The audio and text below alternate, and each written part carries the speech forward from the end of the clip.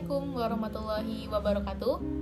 Halo semua, perkenalkan nama saya Ananda Nazila Ivana Putri selaku ketua dari kelompok 8 Hawking.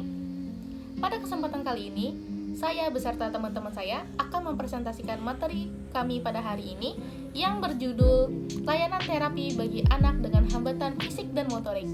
Selamat menyaksikan. Pertama-tama, saya akan menjelaskan apa sih itu layanan terapi.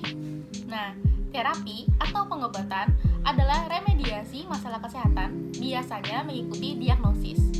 Orang yang melakukan terapi disebut sebagai terapis. Di antara psikolog, kata ini mengacu kepada psikoterapi. Terapi pencegahan atau terapi profilaksis adalah pengobatan yang dimaksudkan untuk mencegah munculnya kondisi medis. Terapi abortif adalah pengobatan yang dimaksudkan untuk menghentikan kondisi medis dari perkembangan lebih lanjut. Pengobatan yang dilakukan pada tanda-tanda paling awal dari munculnya penyakit, seperti gejala sakit kepala migrain. Terapi sportif adalah suatu terapi yang tidak merawat atau memperbaiki kondisi yang mendasarinya, melainkan meningkatkan kenyamanan pasien.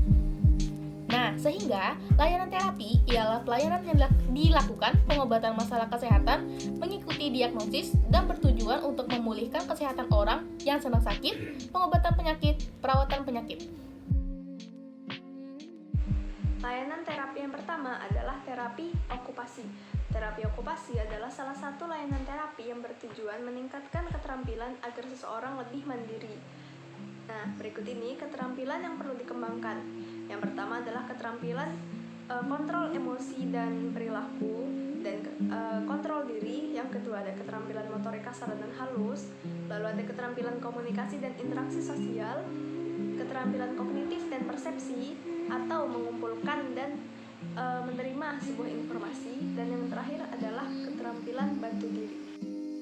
Yang selanjutnya ada bentuk kegiatan aktivitas okupasi. Yang pertama adalah ADL atau Active Daily Learning, yaitu terapinya dilakukan agar membantu seseorang untuk lebih mandiri. Dan yang kedua ada permainan, terapi yang berbentuk bermain untuk memberikan kesenangan dan sosialisasi yang baik. Assalamualaikum warahmatullahi wabarakatuh. Nama saya Nur Rahmawati akan mempresentasikan materi terapi fisioterapi anak dengan hambatan fisik dan motorik. Fisioterapi atau terapi fisik adalah pelayanan kesehatan yang ditujukan untuk mengembangkan, memelihara dan memulihkan gerak dan fungsi tubuh. Terapi ini sudah berkembang di Cina pada tahun 2500 sebelum Masehi, berupa akupuntur dan berbagai teknik terapi manual. Pada era modern, fisioterapi mulai dikembangkan di London pada tahun 1896. Terapi fisik anak dengan hambatan fisik dan motorik memiliki tujuan bermacam-macam. Menurut Asep Karyana pada tahun 2013, tujuan fisioterapi adalah 1. Menjaga atau mempertahankan kemampuan gerak sendi. 2. Mencegah terjadinya pemendekan otot yang baik maupun yang sakit. 3. Meningkatkan kemampuan sendi dan otot-otot. 4. Melatihkan gerakan fungsional dalam kehidupan sehari-hari seperti duduk atau berjalan. 5. Menjaga agar otot yang normal tidak mengalami atrofi. Adapun jenis layanan fisioterapi secara garis besar meliputi fisioterapi muskuloskeletal, kardiopulmoner, dan integumentum. Nah, kali ini kita akan fokus ke fisioterapi yang ditujukan pada gangguan muskuloskeletal dan fisioterapi gangguan kardiopulmoner. Fisioterapi muskuloskeletal atau ortopedi bertujuan untuk mendiagnosis dan menangani gangguan muskuloskeletal, di mana gangguan ini dapat terjadi pada anak saat proses kelahiran, herniasi diskus, skatia, dan gangguan fungsi tulang yang dapat ditangani dengan terapi ini antara lain keterlambatan perkembangan, cerebral palsy, distrofi otot, skoliosis, nyeri, dan kelemahan tungkai. 2. Fisioterapi gangguan kardiopulmoner.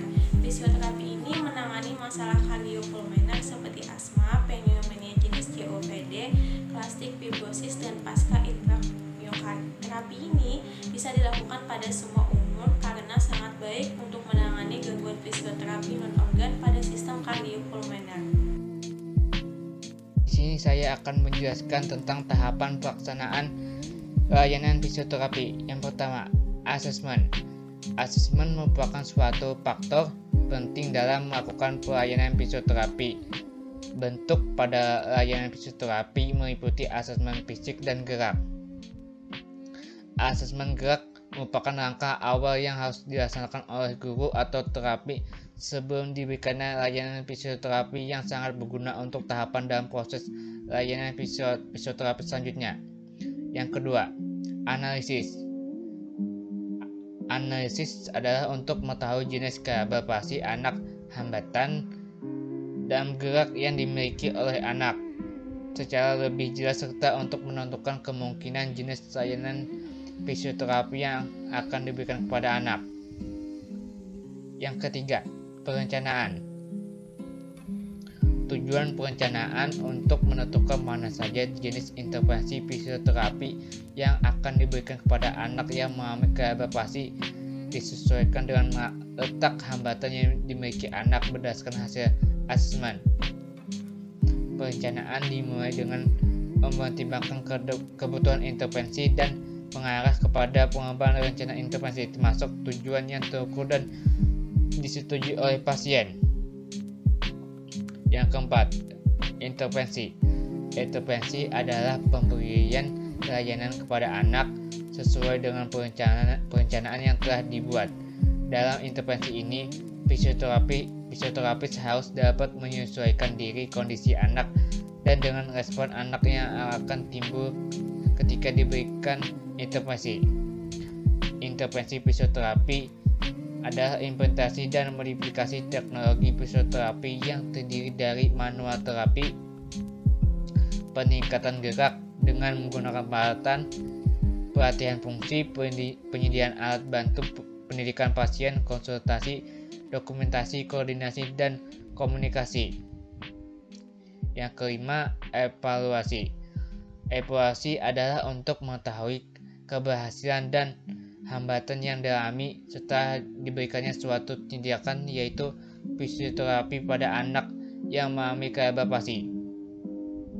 Jadi, evaluasi ini memberikan kesempatan untuk mengevaluasi dugaan-dugaan yang telah dibuat pada tahap analisis dan perencanaan proses, sehingga ketika terjadi suatu ketidaksesuaian terlihat dan akan diperbaiki untuk layanan selanjutnya.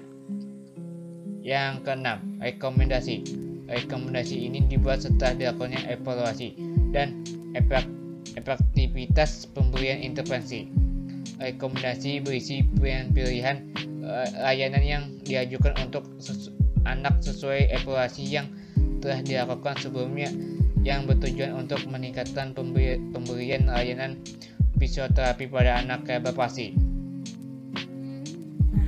Tadi kita sudah mempelajari apa itu terapi fisik atau fisioterapi. Selanjutnya kita mempelajari bagaimana terapi bicara itu. Nah, di sini terapi bicara merupakan ilmu yang mempelajari hal-hal seperti proses menelan, gangguan irama atau kelancaran, dan gangguan neuromotor organ artikulasi lainnya. Nah, ada nih sifat tindakan terapi bicara. Pertama ada kuratif. Kuratif ini menyembuhkan gangguan komunikasi. Selanjutnya ada rehabilitatif atau habilitatif. Nah, ini adalah gunanya untuk memulihkan kemampuannya sebagaimana kemampuannya sebelum sakit. Lalu ada preventif. Preventif ini merupakan speech terapi untuk mencegah terjadinya gangguan komunikasi. Lalu ada promotif. Kalau promotif ini untuk meningkatkan kemampuan perilaku komunikasi sehingga dapat meningkatkan taraf hidupnya yang lebih optimal. Lalu untuk orang tua bisa nih menerapkan bagaimana strategi atau teknik yang bisa digunakan untuk mengatasi keterlambatan bicara pada anak. Pertama, kita bisa melatih anak berbicara dengan benar, pelan, dan juga berulang-ulang. Yang kedua, kita bisa memperhatikan tata cara bahasa yang diucapkan oleh anak. Yang ketiga, kita bisa memperbaiki pengucapan anak yang masih keliru. Keempat, kita harus konsultasi rutin dengan dokter dan psikolog anak.